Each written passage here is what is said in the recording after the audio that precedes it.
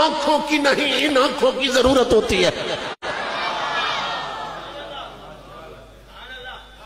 اگر یہ آنکھیں ہوں تو گستاخوں تک پہنچ جاتے ہیں لوگ، ان آنکھوں کی ضرورت ہوتی ہے۔ تو وہ سو رہی تھی، تلوار اس کے سینے پہ رکھی نہ نوک اور پشت تک پار کر دی۔ اس کا خاتمہ کر کے گھر گئے، جا کے غسل کیا کہ اس کے ناپاک خون کے چھینٹے نہ پڑ گئے۔ ابھی غسل کر کے تیاری کر رہے تھے کہ مسجد نبوی میں حضرت بلال نے فجر کی اذان دی تھی۔ تاجدار انبیاء کے غلاموں، وہ جا کے نا پہلی صف میں بیٹھ گئے۔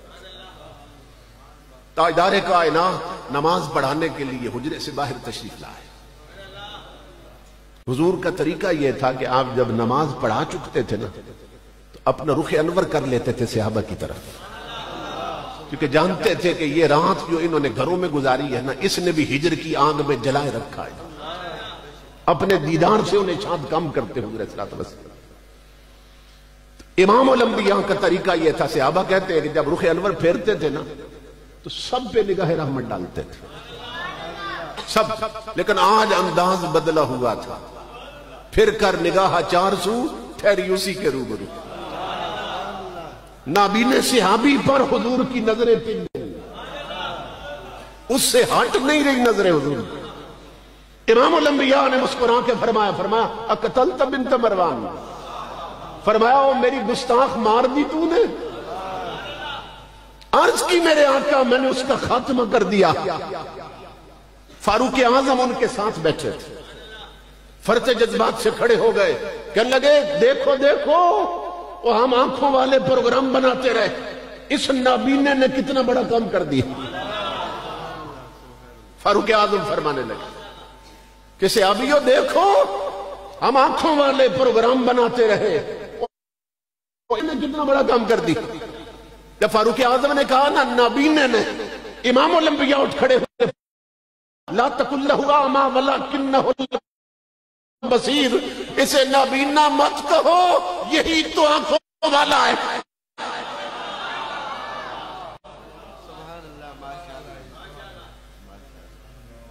جب امیر المجاہدین پہلی دفعہ دھرنا دینے نکلے تھے نا تو ٹی وی چینلز پر اینکر جو بیٹھتے تھے نا کہتے تھے یہ معذور بندہ یہ کیا کر لے گا، کہتے تھے اس کی ٹانگیں نہیں ہیں یہ کیا کر لے گا۔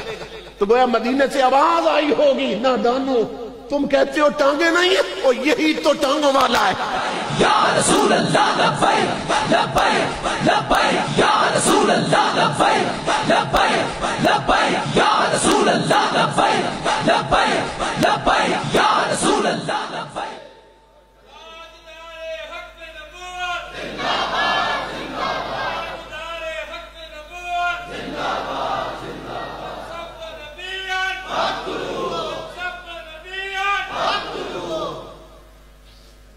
امام الانبیاء نے فرمایا عمر اسے نابینا نہ کہو، یہی تو آنکھوں والا ہے۔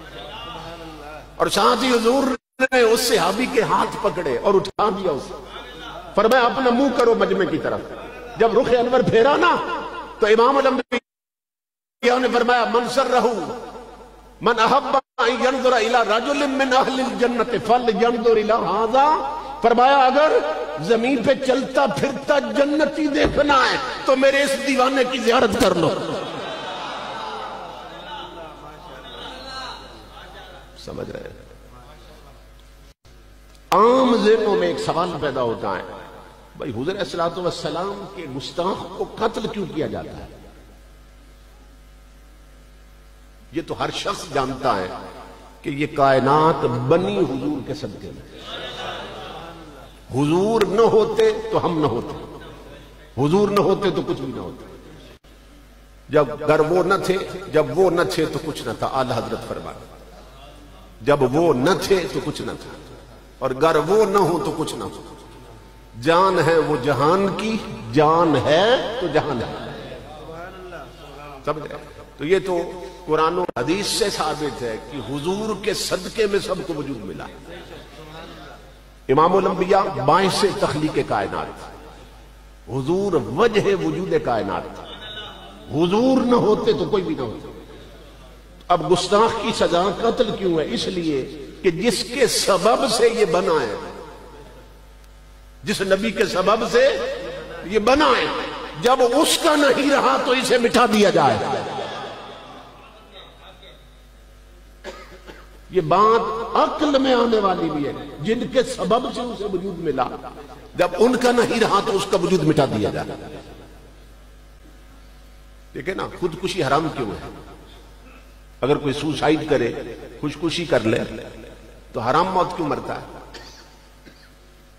یہ توجہ طلب بات، اس لیے کہ اگر کوئی کسی کو مار دے نا تو پھر تو اس کا جرم محسوس ہوتا ہے کہ اس نے دوسرے کا نقصان کر دیا، اس کی جان لے لی اس نے۔ اگر ناحق کسی کو مار دیا تو پھر تو بات عقل میں آتی ہے کہ اس نے دوسرے کا نقصان کیا، لیکن اگر کوئی اپنی جان لے لے، اس نے اپنا نقصان کیا نا، کسی کا تو نہیں کیا، تو پھر حرام موت کیوں مرا؟